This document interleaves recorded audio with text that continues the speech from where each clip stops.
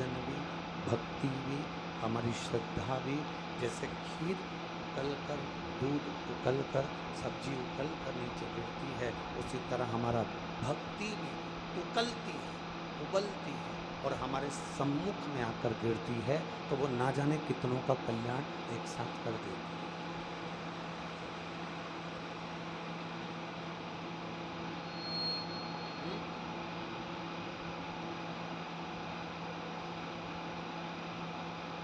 भक्ति भी उकल कर गिरती है और वो एक का कल्याण नहीं करती, सबका कल्याण।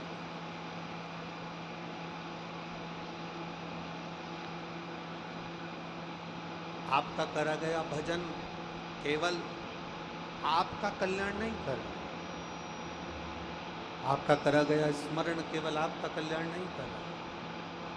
शिव महापुराण की कथा कहती है, हमारा करा गया घर के देवराज नाम का ब्राह्मण, उस देवराज नाम के ब्राह्मण की माता बुजुर्ग माँ एक लोटा जल शिव जी को चढ़ाती थी।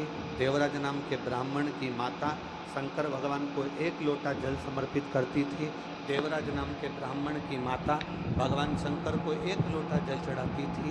उस जल चढ़ाने का फल ये मिला कि देवराज चोरी का धन लेकर आया था, बेकार धन लेकर आया था, और बेकार धन लाने के बाद भी वो देवराज नाम का ब्राह्मण भगवान शंकर के कैलाश धाम चले गया, क्योंकि उसकी माँ एक लोटा जल समर्पित करती थी। अर्थात भक्ति जब उकलती है,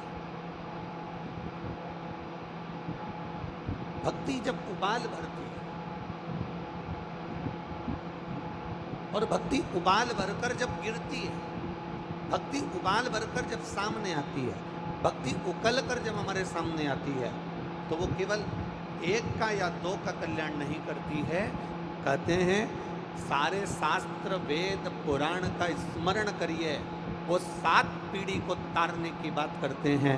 पर शिव महापुराण में वेद व्यास जी लिखते हैं ये 71 पीढ़ी को तार देती है, एक पीढ़ी को नहीं, एक को तारने का काम नहीं करती, 71 पीढ़ी को तारने का काम कर देती है। इसी शिव महापुराण की कथा ये कोई साधारण नहीं है।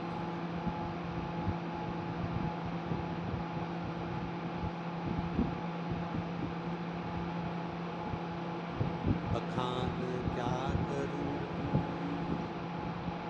राखों के ढेर का, चपटी भभूत में खजाना हे गंगधार मुक्ति द्वार ओंकार तू, भोले ओंकार तू, आयो शक्ति शंभु तार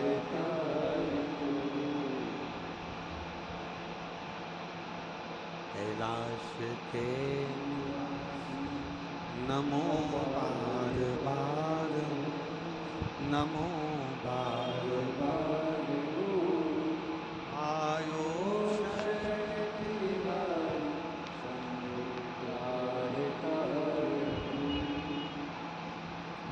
शिव की अविरल भक्ति जब भीतर उकले, शिव का भजन जब भीतर उबलना प्रारंभ हो और वो गिरना प्रारंभ हो, तब जीव भगवान शिव की शरणागति में पहुंचता है, तब जीव भगवान शंकर के पास पहुंचता है, तब जीव भगवान के पास पहुंचता है। ये आपकी भक्ति का जो भाव उबला है, ये आपकी भक्ति का जो भाव उबल रहा है, ये आपकी भक्ति और विश्वास जो उबल कर बाहर आई है, तो ये आपको तकलीफ देने वाली नहीं है, ये परमात्मा से मिलन करने वाली, भगवान से आपको जोड़ने वाली है, भगवान के करीब लेकर जाने वाली। एक बात अपने भीतर उतारिएगा, तारकासुर के 3 बेटे, तारकाक्ष, विदुमाली और कमलाक्ष। तारकासुर के 3 बेटे, तारकाक्ष, विदुमाली और कमलाक्ष। ये तीनों तारकासुर के ये 3 पुत्र, तारकासुर के ये 3 बेटे, तारकाक्ष, विदुमाली और कमलाक्ष की, इन्होंने भगवान से कुछ नहीं मांगा। इन्होंने भगवान से बस इतना मांगा कि हम मरे तो तीनों एक साथ मरे, हमारे प्राण छूटे। एक बार आप इधर आओ, साउंड सुनो आके।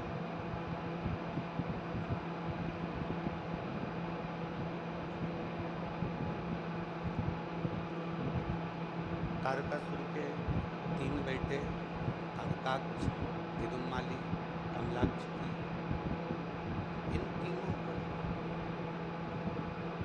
तारकाक्ष, विदुमाली, कमलाक्ष की, इन तीनों ने जो वर मांगा वो केवल एक वर मांगा कि हम तीनों के प्राण छूटें तो एक साथ छूटें, हम तीनों के प्राण जाएं तो एक साथ, और हमको 3 पुरियों का निर्माण करा दीजिए, हमें 3 अलग अलग नगर बसा दीजिए।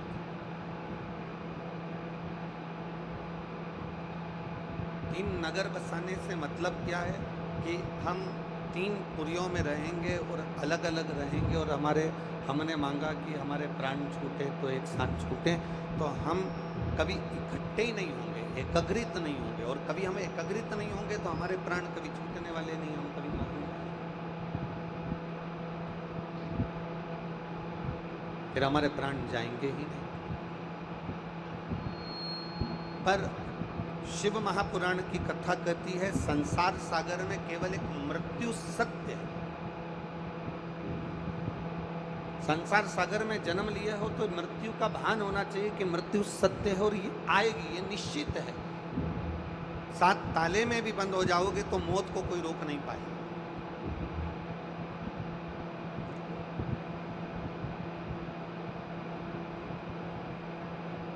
मृत्यु पर विजय किसी की प्राप्त नहीं है। मरना निश्चित है, मौत निश्चित है। दुनिया में 2 चीजों का स्मरण रखें, आज तक ऐसा कोई औषधि देने वाला नहीं मिला जो मौत को रोक ले, किसी को मरने ना दे, आज तक कोई ऐसा औषधि देने वाला नहीं।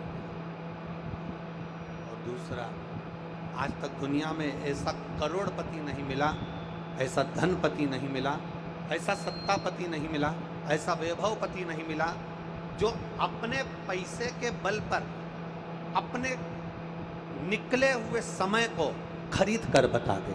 ये दुनिया में नहीं हुआ, ये दुनिया में हो भी नहीं सकता, तो नहीं हो सकता।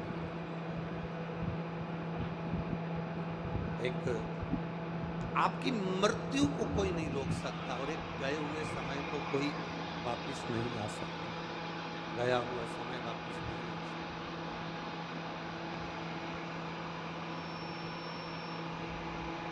भोपाल वालों के